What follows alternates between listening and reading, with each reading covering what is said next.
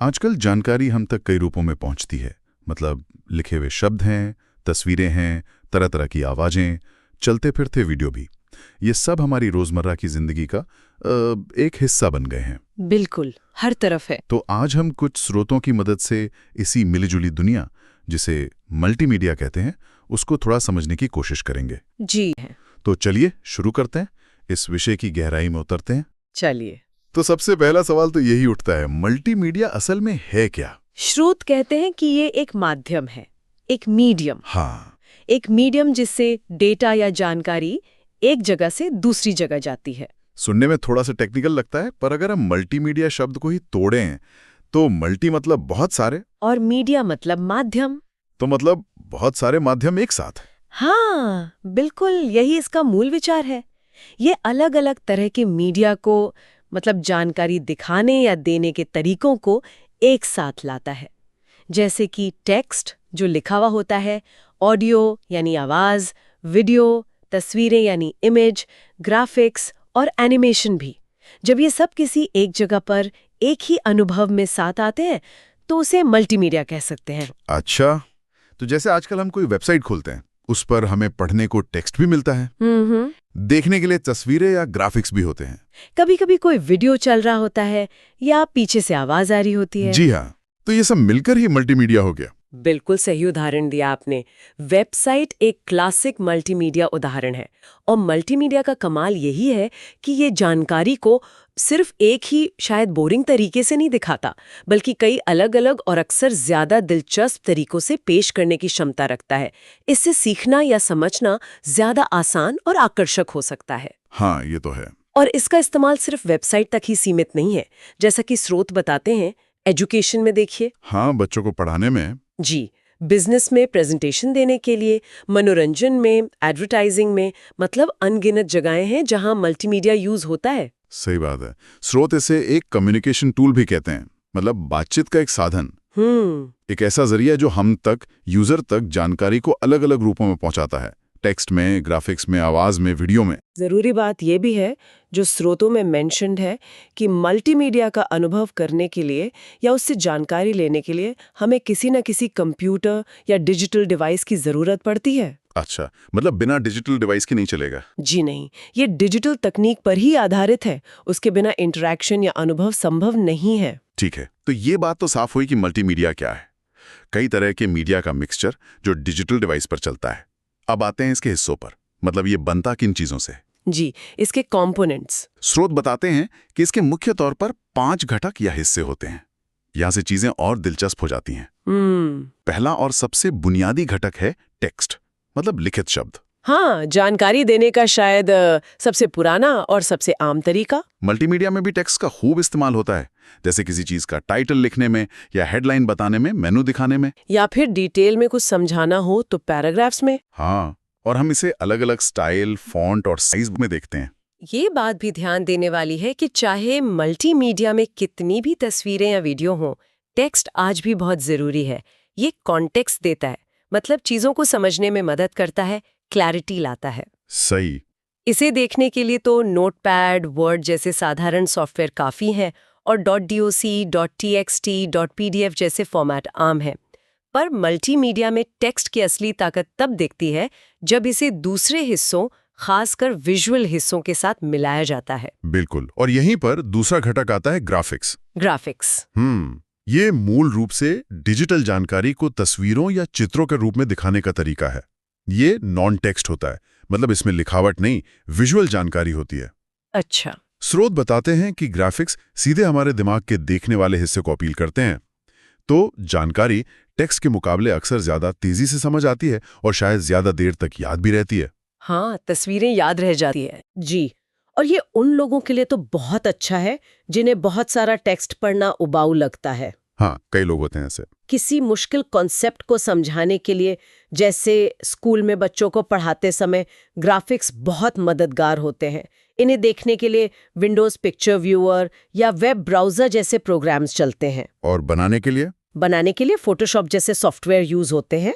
BMP, GIF, JPG, PNG, ये कुछ जाने पहचाने फाइल फॉर्मेट्स हैं इसके। ठीक है, तो टेक्स्ट जानकारी की नींव रखता है और ग्राफिक्स उसे विजुअली आकर्षक बनाते हैं। अब तीसरा कंपोनेंट है एनिमेशन।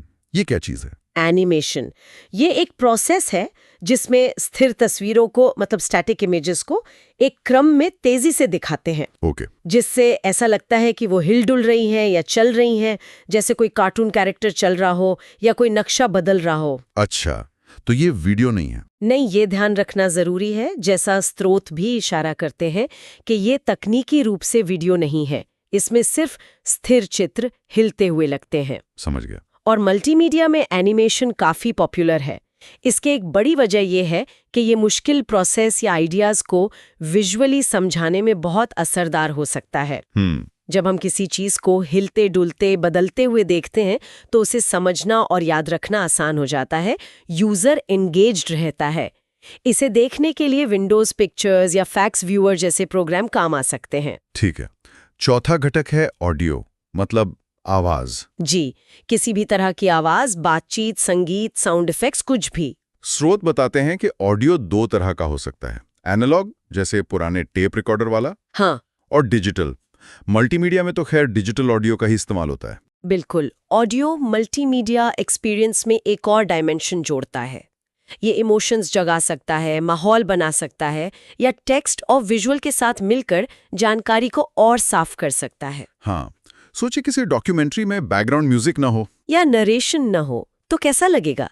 इसके कई फॉर्मेट हैं जो हम रोज इस्तेमाल करते हैं, MP3, WMA, वेव, मिडी वगैरह। सही। और आखिर में पांचवा और शायद सबसे असरदार घटक, वीडियो। हाँ, अगर हम इसे पूरी सूरत में देखें तो वीडियो असल में ऑडियो और चलती हुई तस्वीरों का एक बहुत पावरफुल मिक्सचर है। इसमें तस्वीरें आवाज के साथ सिंक में चलती हैं, कोई कहानी कहती हैं या कोई प्रोसेस दिखाती हैं। स्रोत इसे मल्टीमीडिया का सबसे लोकप्रिय घटक मानते हैं और इसकी वजह भी साफ है। क्या वजह है? वीडियो एक साथ हमारी कई सेंस ऑर्गन्स को देखने की और सुनने की क्षमता को एंगेज रखता है। इससे जानकारी को समझना और याद रखना बहुत आसान हो जाता है। ये तो है। साथ ही ये भावनाओं को दिखाने और दर्शकों से कनेक्ट करने का एक बेहद शक्तिशाली तरीका है। किसी कहानी को बताने, किसी घटना को दिखाने या किसी को कुछ सिखाने के लिए वीडियो अक्सर सबसे इफेक्टिव तरीका होता है। इसका सबसे क्लासिक उदाहरण तो शायद टेलीविजन ही होगा।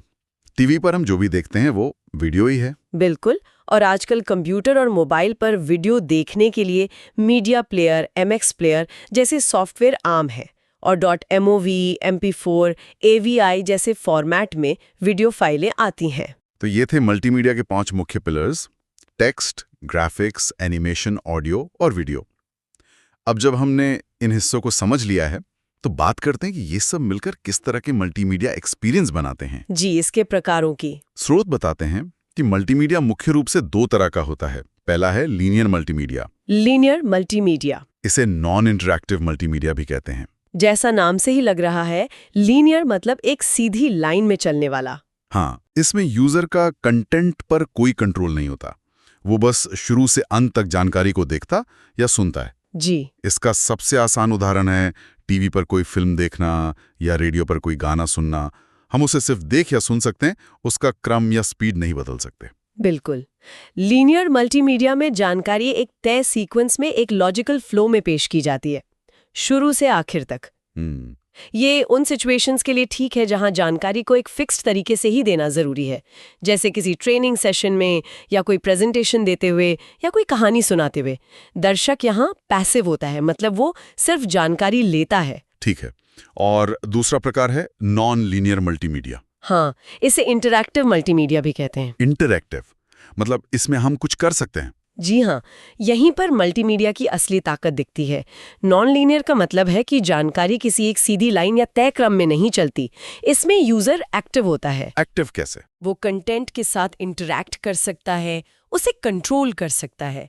यूजर अपनी जरूरत या पसंद के हिसाब से चुन सकता है कि उसे पहले क्या देखना है, किस लिंक पर क्लिक करना है, किस सेक्शन में जाना है। अच्छा।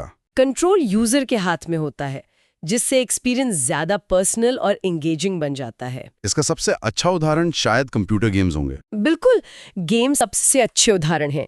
खेलने वाला तय करता है कि कैरेक्टर कहाँ जाएगा, क्या करेगा। या फिर जैसे कोई एजुकेशनल वेबसाइट ब्राउज करना, जहां हम अपनी मर्जी से अलग-अलग टॉपिक चुनकर पढ़ सकते हैं। जी हाँ, वो भी नॉन लीनियर या इंटरैक्टिव मल्टीमीडिया है। तो हमने मल्टीमीडिया को समझा, उसके अलग अलग हिस्सों को देखा और उसके दो मुख्य प्रकारों लीनियर और नॉन लीनियर के बारे में जाना। अब सवाल ये है कि ये सब जानकारी हमारे लिए क्यों मायने रखती है, इस सब का मतलब क्या है? ये एक जरूरी सवाल है। मेरे विचार में ये स्रोत हमें दिखाते हैं कि मल्टीमीडिया सिर्फ एक टेक्निकल टर्म नहीं है। ये कम्युनिकेशन का, जानकारी शेयर करने का और यहाँ तक कि सीखने और सिखाने का एक बहुत पावरफुल तरीका है। बिल्कुल सही।